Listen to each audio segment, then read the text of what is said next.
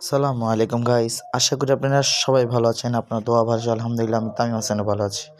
আজকে আপনাদের মাঝে আরেকটি নতুন ভিডিও নিয়ে আমি এসে পড়েছি। আজকের ভিডিওর টপিক হলো আমরা যে বুট মুড়ি এবং ছোলা খাই তা ইতিহাস।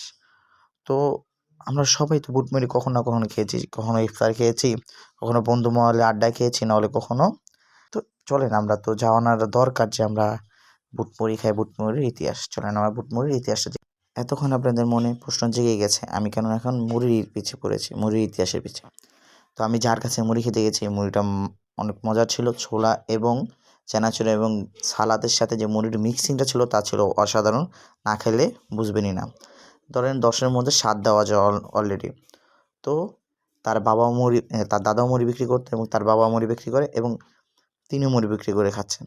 তো তার জন্য আমি আপনাদেরকে দেখানো যাচ্ছিলাম যে মুড়ির ইতিহাস নিয়েই, তাই বললাম যে চলেন আজকে যেমন ইতিহাসের মুড়ি খাচ্ছি, তো ইতিহাসটা জেনে নিই। চলেন আমরা এখন মুড়ির ইতিহাস জানি। মুড়ি মূলত চাল থেকে তৈরি এক ধরনের স্থির খাবার, যার ইতিহাস প্রাচীন মোগল উপরতে পর থেকে প্রচলিত। এটি গরম বালু বা বিশেষ তাপে চাল ভেজে তৈরি করা হয় এমন একটি কালের পরিবর্তন আধুনিক পদ্ধতি, যেমন উচ্চ তাপ ও বায়ু ব্যবহার করে এর উপাদান কৌশল উন্নত হয়েছে, যা বাংলাদেশের ও পশ্চিমবঙ্গের একটি জনপ্রিয় খাবার ও পুষ্টিকর খাদ্য হিসাবে পরিচিত।